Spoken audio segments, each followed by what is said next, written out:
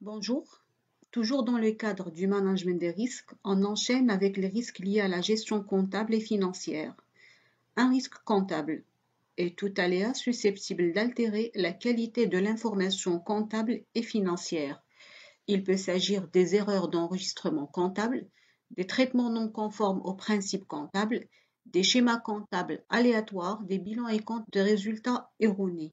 Bref, il s'agit des risques qui peuvent se traduire par des pertes comptables. Il est possible de regrouper cette catégorie de risques sous trois rubriques principales. La première rubrique concerne les risques liés aux objectifs de régularité et de sincérité. La régularité, c'est la conformité des comptes aux règles comptables et lois en vigueur par rapport auxquelles elles s'apprécient.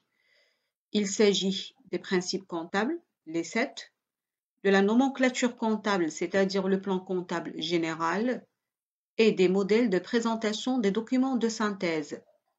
La sincérité, c'est l'application de bonne foi de ces règles et principes. Le respect de ces objectifs de régularité et de sincérité passe par les critères suivants. Le premier critère, c'est l'exhaustivité, c'est-à-dire toutes les transactions réalisées par l'entité doivent être reflétées par ces documents comptables. Il s'agit de s'assurer qu'aucune opération n'a été oubliée ou délibérément omise. Par exemple, vous avez toutes les expéditions aux clients sans facturer et toutes les factures sans comptabiliser. Deuxième critère, nous avons la réalité.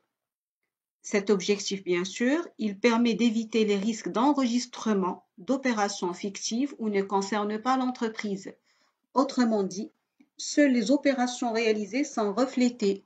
Il s'agit de vérifier si les enregistrements portés dans les comptes sont la traduction correcte des opérations réelles.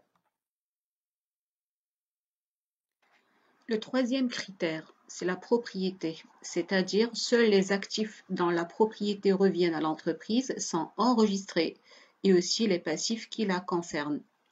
Quatrième critère, c'est l'évaluation correcte. Il s'agit de vérifier que les éléments d'actifs et de passifs sont évalués à la bonne valeur et sont enregistrés en conformité avec les principes comptables au moment de leur réalisation et à la date de clôture.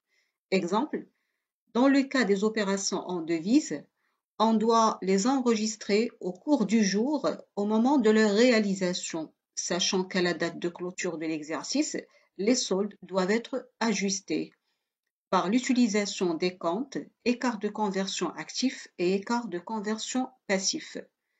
Cinquième critère, l'enregistrement dans la bonne période. L'auditeur, il va vérifier le respect du principe de spécialisation des exercices, c'est-à-dire le rattachement des comptes de charges et produits à l'exercice de leur réalisation.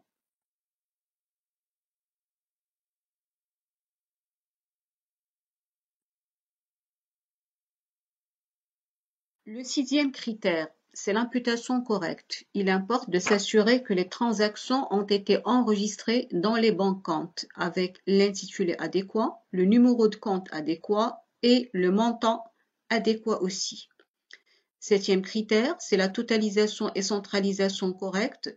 Il convient d'examiner la fiabilité du processus comptable.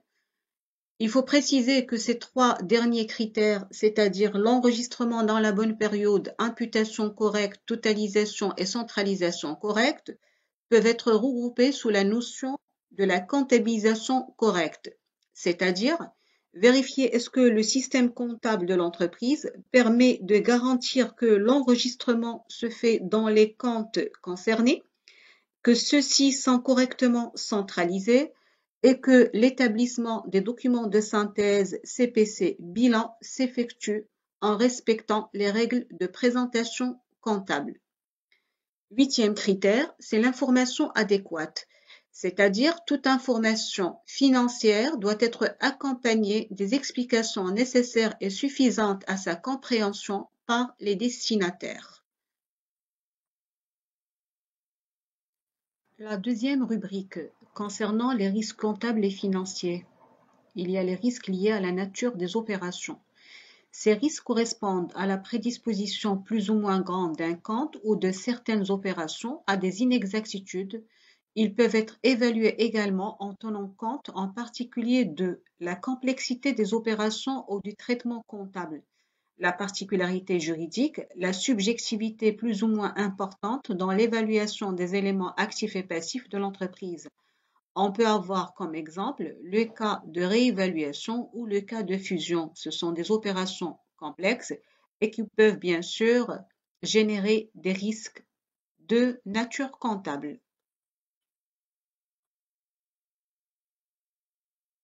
En dernier lieu, la troisième rubrique concerne les risques liés à la valeur des opérations. En fait, plus la valeur individuelle ou cumulée d'une opération est forte, plus une erreur se produit. Il y aura donc risque qu'il y ait une incidence significative sur l'information financière. Il faut donc porter plus d'attention aux opérations à forte valeur. On passe maintenant au risque d'audit. Ce risque correspond à la possibilité pour l'auditeur de formuler une opinion inappropriée. Par exemple, formuler une opinion sans réserve alors que les comptes présentent une anomalie significative. Le risque d'audit peut être analysé en trois composantes. Le risque d'entreprise, appelé aussi le risque inhérent, c'est-à-dire que c'est la possibilité que le solde d'un compte soit erroné ou comporte une anomalie malgré les contrôles effectués. Le risque de contrôle, c'est le risque que les systèmes de contrôle interne soient défaillants, insuffisamment efficaces. C'est le cas où vous avez des procédures défaillantes ou des procédures inexistantes. Le risque de non-détection, c'est le risque que l'auditeur ne parvienne pas à détecter une anomalie significative malgré les contrôles qu'il a mis en œuvre. Comme vous le savez très bien, le risque zéro n'existe pas.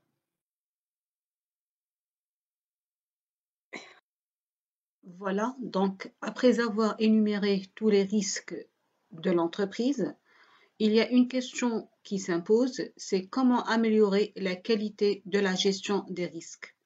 Gérer les risques au sein d'une entreprise, c'est adopter une démarche systématique visant à identifier et localiser, c'est-à-dire répertorier tous les risques éventuels, mesurer et évaluer par le couple fréquence et gravité, réduire et atténuer par la prise en compte de la mesure de sécurité adéquate, d'où l'importance du contrôle interne.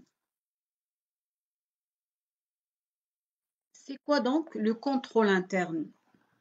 Le contrôle interne est constitué par l'ensemble des mesures de contrôle comptable ou autres que la direction définit, applique et surveille sous sa responsabilité afin d'assurer la protection du patrimoine et la fiabilité des enregistrements comptables et des comptes annuels qui en découlent.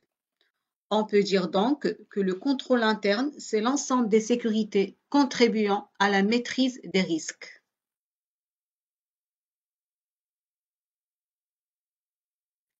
Autrement dit, le contrôle interne est un ensemble de dispositifs et de dispositions mis en œuvre de façon permanente par les responsables à tous les niveaux de l'entité pour maîtriser les risques liés à son activité et lui permettre d'atteindre ses objectifs.